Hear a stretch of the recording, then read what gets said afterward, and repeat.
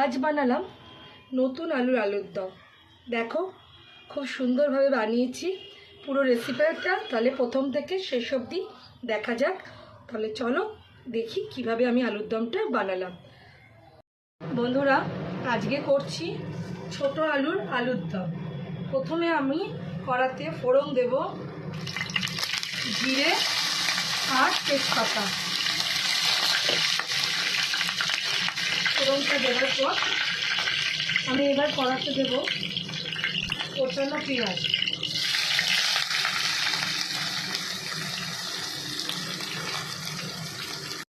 পেঁয়াজটা একটু ভাজা ভাজা হয়ে গেছে দেখো। এরপর আমি এর মধ্যে দিয়ে দেব টমেটো কুচিগুলো। এবার দেব টমেটো কুচিগুলো। টমেটোটা দেওয়ার পরেই নুন হলুদটা দিয়ে দেবে, তাহলে টমেটোটা ভালো মতন গলে যাবে। আর আমি আলুর দম করছি একদম ছোট আলু। দেখো এই আলুগুলো আমি কালকে রাত্রিবেলা একদম সেদ্ধ করে বয়েল করে আর ছাড়িয়ে রেখে দিয়েছিলাম। এরপর দিলাম টমেটোটা দেওয়ার পর নুন,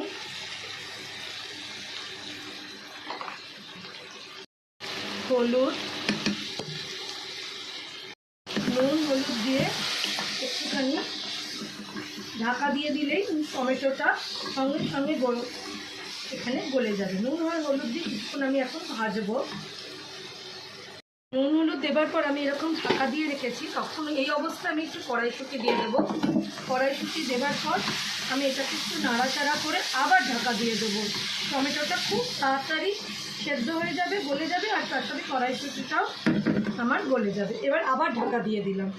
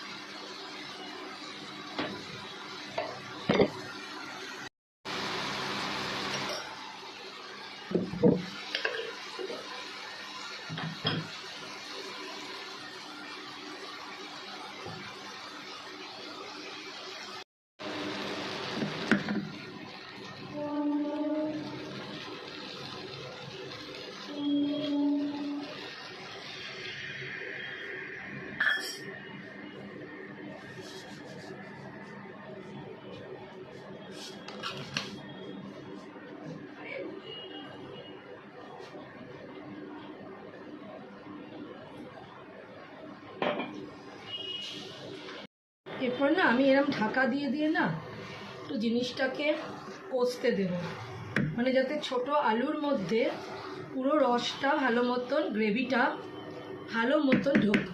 এবার আমি এরমভাবে একটু বন্ধ করে আমি আর মশলাটা কষতে দেব।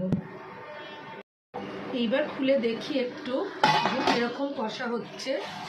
মোটামুটি কষাটা হয়ে এসছে। দেখো কষাটা খুব সুন্দর হয়েছে, কালারটাও আস্তে আস্তে খুব সুন্দর আসছে।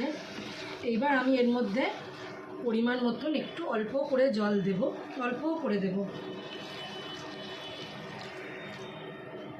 এটুকুই জল দেব, যাতে একটুকুনি গ্রেভি থাকে।